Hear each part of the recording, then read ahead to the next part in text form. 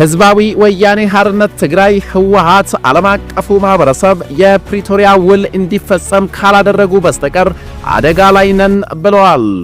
በሌላ በኩል ደግሞ ከስምምነቱ በኋላ ህወሓት እስከዛሬ የፈጸማቸው ትንኮሳዎች ወደ ጦርነት ለመግባት ከበቂ በላይ ናቸው በማለት ፊልድ ማርሻል ብርሃኑ ጁላ አስታውቋል። በሌላ መረጃ የአውሮፓ ህብረት ባወጣው መግለጫ በፌዴራል መንግስትና በህወሓት መካከል አሁኑኑ ፖለቲካዊ ውይይት እንዲጀመር አሳስበዋል። ሰላም ጤና ይስጥልኝ ክቡራትና ክቡራን ቤተሰቦች፣ ከዚህ ሰዓት ጀምሮ አዳዲስና ወቅታዊ መረጃዎችን ወደ እናንተ አደርሳለሁ። ሌሎች አዳዲስ መረጃዎች እንዲደርሳችሁ ከታች ይህን ቻናል ሰብስክራይብ በማድረግ እስከ መጨረሻው አብራችሁን ቆዩላለሁ። ሁለቱም ወገኖች ግጭት የማቆም ስምምነትን ተግባራዊ እንዲያደርጉና በመካከላቸው የተፈጠረውን ውጥረት ለመፍታት በአስቸኳይ እንዲቀመጡ የአውሮፓ ህብረት አሳስበዋል። ፊልድ ማርሻል ብርሃኑ ጁላ ህወሓት ከፕሪቶሪያው ስምምነት በኋላ ያደረጋቸው ትንኮሳዎችና ሴራዎች ወደ ጦርነት ለመግባት በቂ ናቸው፣ ከበቂም በላይ ነው ብለዋል።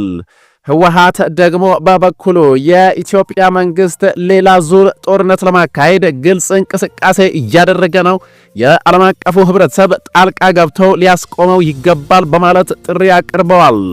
የአውሮፓ ህብረት የኢትዮጵያ ፌዴራል መንግስትና ህወሓት የፕሪቶሪያ ስምምነትን ድንጋጌዎች እንደታቀደው ሙሉ በሙሉ ተግባራዊ እንዲያደርጉ ጥሪ አስተላልፈዋል።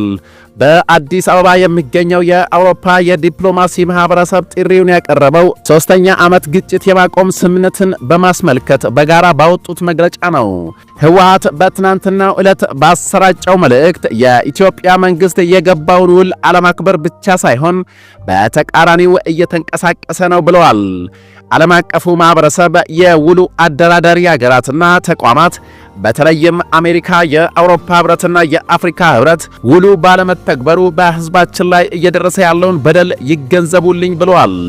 የመከላከያ ሰራዊቱ ኢታማዦር ሹም ከ5 ዓመት በፊት በትግራይ ውስጥ በሰሜን እዝ ላይ የተፈጸመውን ጥቃት ለመዘከር በተካሄደ መድረክ ላይ ባደረጉት ንግግር በህወሓት ላይ ከባባድ ክሶችን ሰንዝረዋል። ህወሓት ከሻዕቢያ ጋር በመሆን ጽምዶ የተባለ ቡድን ማቋቋሙንና ተፈናቃዮች ወደ ቀያቸው እንዲመለሱ አለመፍቀዱ፣ ተጨማሪ ሰራዊት ማሰልጠን እንዲሁም በአማራ ክልል ለሚንቀሳቀሰው ታጣቂ ቡድን ድጋፍ ማድረግን እንደ ጥፋቶቹ በመቁጠር ከሰዋል። ከሻዕቢያ ጋር ጽምዶ የሚባል ግንባር በመፍጠር ድንበር ሰብሮ መሄድ፣ ትጥቃቸውን ፈተው ወደ ህብረተሰቡ እንዲቀላቀሉ የተደረጉ የትግራይ ተዋጊዎችን መመለስ፣ በየክልሉ ላሉ ሽፍቶች ጥይት እያቀበሉ አገሪቱን እንዲበጠብጡ ማድረግ ድርጊቱ በሙሉ ጸረ ሕገ መንግሥትም ጸረ ፕሪቶሪያም ነው በማለት ፊልድ ማርሻሉ ተናግሯል። ህወሓት በበኩሉ ያሰራጨውና ለዓለም አቀፉ ማህበረሰብ ጥሪ ባቀረበበት መግለጫ እንደሚያመላክተው የፕሪቶሪያ ስምምነት ባለመተግበሩ የትግራይ ህዝብ በተለይም ተፈናቃዮች ለከፋ ሁኔታ ተዳርገዋል ሲል አሳውቀዋል። የሰላም ስምምነቱን አፈጻጸም የሚገመግም የአፍሪካ ህብረት የጋራ ውይይት እንዲጠራ በተደጋጋሚ መጠየቁንና ለዚህ ጥያቄም አወንታዊ ምላሽ እንዲሰጠውም ጥሪ አቅርቧል። ህወሓት የምሁራን መድረክ ብሎ በመቀሌ ባዘጋጀው ስብሰባ ላይ የፓርቲው ሥራ አስፈጻሚ ዶክተር አብርሃም ተከስተ የፕሪቶሪያ ውል እንዲፈረም ሚና የነበራቸው አካላት ውሉ እንዲፈጸም ጫና በመፍጠሩ ረገድ የሚጠበቅባቸውን አልተወጡም ብለዋል። ፍትሃዊ ያልሆነ ሁኔታ እየቀጠለ እንደሆነ ለዓለም አቀፉ ማህበረሰብ አባላት ስንገልጽላቸው ይረዱታል ያሉት የህወሓት አባል ይህንኑ ይበልጥ ጫና ለመፍጠርና ትኩረት ለማግኘት የውስጥ አንድነት ያስፈልጋል ሲሉ ተደምጠዋል። የአውሮፓ ህብረት እንዳስታወቀው ከሆነ የኢትዮጵያ ፌዴራል መንግስትና ህወሓት በተያዘው ዓመት ይካሄዳል ተብሎ ከሚጠበቀው አጠቃላይ ምርጫ በፊት ፖለቲካዊ ውይይት እንዲጀምሩ ጥሪ አቅርበዋል። በአዲስ አበባ የሚገኘው የአውሮፓ ህብረት ተልእኮ የህብረቱ አባል ሀገራትና ኤምባሲዎች ጀርመንን ጨምሮ በአዲስ አበባ የሚገኙ 22 የአውሮፓ ህብረት አባል ሀገራትና ኤምባሲዎች ከአውሮፓ ህብረት በኢትዮጵያ ጋር በጥምረት ባወጡት መግለጫ በሰሜን ኢትዮጵያና በሰፊው የምስራቅ አፍሪካ ቀጠና ሰላምን ማስፈን አስፈላጊ እንደሆነ በአጽንኦት አሳስበዋል። የአውሮፓ ህብረት ጥሪውን ያቀረበው ስምምነት የተፈረመበትን 3ኛ ዓመት በማስመልከት ባደረጉት የጋራ መግለጫ ሲሆን ስምምነቱ አሳዛኝና አውዳሚ የነበረውን ግጭት እንዳስቆመ ያስታወሱት የአውሮፓ ሀገራት ባለፉት 3 ዓመታት ተግባራዊ የተደረጉ አወንታዊ እርምጃዎችን በመግለጫቸው ጠቅሰዋል። በትግራይ ክልል ተቋርጠው የነበሩ መሰረታዊ ግልጋሎቶች ስራ መጀመር፣ የሰብአዊ እርዳታ አቅርቦት መሻሻል፣ የቀድሞ ታጣቂዎች ትጥቅ አስፈትቶ በማሰልጠን ወደ ማህበረሰቡ የሚቀላቀሉበት ሂደት መጀመርና የተወሰኑ ተፈናቃዮች ወደ ቀያቸው መመለስ በበጎ የተጠቀሱ ጉዳዮች ናቸው ብለዋል። ጠቅላይ ሚኒስትሩ በሕዝብ ተወካዮች ምክር ቤት ስምምነቱን በማስመልከት በሰጡት ማብራሪያ የተፈረመው የፕሪቶሪያ ስምምነት አጣብቂኝ ውስጥ መግባቱን የሚያሳብቅ ንግግር አድርጎ ነበር። ፕሪቶሪያ የተደራደርነው ከጀነራል ጻድቃን ጋር፣ ከጌታቸው ረዳና ከአሰፋ አብርሃ ጋር ነው። ዋናዎቹ ተደራዳሪዎችና ፈራሚዎቹ እነዚህ ናቸው ሲሉ ተደምጠዋል። ጠቅላዩ ጨምሮም በስፍራው ያልነበሩ ሰዎች፣ ፕሪቶሪያን የማያውቁ ሰዎች ደግሞ ፕሪቶሪያን እናስከብር ይላሉ ሲሉ ተደምጠዋል። ይህ የጠቅላይ ሚኒስትሩ ድምዳሜ የህወሓት ህጋዊ ሰውነት በምርጫ ቦርድ ከመሰረዙ ጋር ተደማምሮ በፕሪቶሪያ ለተፈረመው ግጭት የማቆም ስምምነትና ለአጠቃላይ የሰላም ሂደቱ ታማኝነት ከባድ ህጋዊና ፖለቲካዊ አንድምታ እንደሚኖረው ህወሓት አስጠንቅቋል። ፌዴራል መንግስትና ህወሓት በደቡብ አፍሪካ በተፈረሙት ሰነድ መሰረታዊ የፖለቲካ ልዩነቶችን ለመፍታት ቃል ገብተዋል።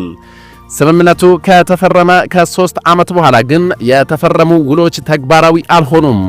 የውሉ ፈራሚዎችም እርስ በርስ በመወቃቀስና በመካሰስ ላይ ይገኛሉ። የህወሓቱ ምክትል ኃላፊ አቶ አማኑኤል የኢትዮጵያ መንግስት በፕሪቶሪያው ስምምነት ላይ ከፍተኛ የሆነ ጥሰት እየፈጸመ ነው ሲሉ ከሰዋል።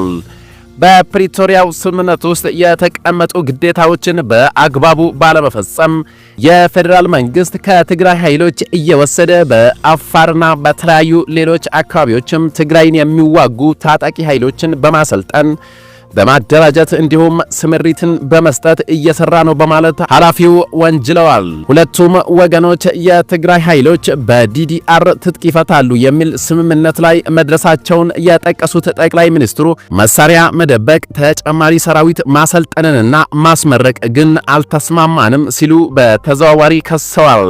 ስምምነቱ የታጠቀው ያስረክባል ነው እንጂ መሳሪያ ደብቆ ማስቀመጥ ወይም በኮንትሮባንድ ለመግዛት መሞከር የሚል ስምምነት ላይ አልነበረም ሲሉ ወንጅለዋል። 3 ክልሎችን ያዳረሰው የሰሜኑ አሰቃቂ ጦርነት በስምምነት ከተገታ በኋላ የታየው የኃይል አስተላለፍ ለውጥና በፌዴራል መንግስትና በህወሓት መካከል የበረታው ቅራኔ ዳግም ውጊያ ሊያገረሽ ይችላል የሚል ስጋት እየፈጠረ ይገኛል። ባለፉት ተከታታይ ወራት የታዩ የትግራይ ኃይሎች የስልጠናና የምረቃ መርሃ ግብሮች ስጋቱን የሚያጠናክሩ ናቸው። ህወሓት ግን በበኩሉ አንድም አዲስ ኃይል የሰለጠነ የለም በማለት ክሱን ውድቅ አድርጓል።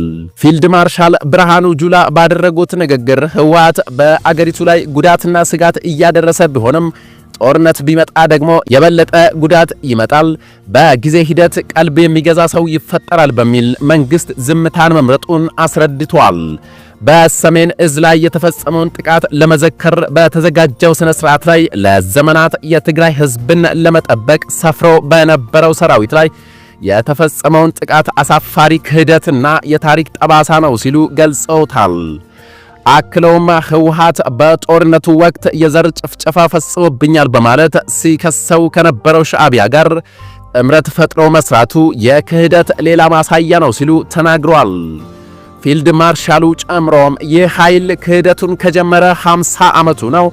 ግብጾች ሻዕቢያን ቀጥረው ሻዕቢያ ደግሞ እነርሱን ቀጥረው ኢትዮጵያን ወቅቶ የባህር በር ያሳጣንና አገር ያስገነጠለ ካዲ ቡድን ነው ብለውታል።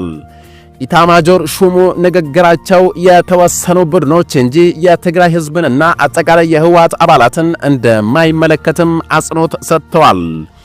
ከአሁን በኋላም የትግራይን እናት እናስለቅሳለን በሚል እየሰሩ ስለሆነ የትግራይ ህዝብ ራሱን ነፃ ማውጣት አለበት። የህወሓት ጉጅሌ የትግራይን ህዝብ ዕጣ ፈንታ መወሰን የለበትም ብለዋል ኢታማጆር ሹሙ። በአንድ ወገን ብቻ ጦርነትን ማስቀረት እንደማይቻል የገለጹት ፊልድ ማርሻሉ በብሔራዊ ጥቅማችን በሰላማችን ከመጣና ድንበራችንን ካለፈ መዋጋት አለብን፣ የታጠቅነውም ለዚያ ነው ሲሉም አስጠንቅቋል። በህወሓትና በፌዴራል መንግስት መካከል እየተባባሰ የመጣው የቃላት ጦርነት አገሪቱ ላይ ወደ ሌላ ቀውስ እንዳያመራ ከፍተኛ ስጋትን ፈጥሯል። ክቡራትና ክቡራን የዛሬ ሚዲያ ቤተሰቦች የአሁኑ መረጃ ይህን ይመስል ነበር። አዳዲስና ወቅታዊ መረጃዎች በፍጥነት እንዲደርሳችሁ ይህን ቻናል ከታች ሰብስክራይብ አድርጉ እያልኩ በቀጣይ መረጃ እስከንገናኝ ድረስ ሰላም።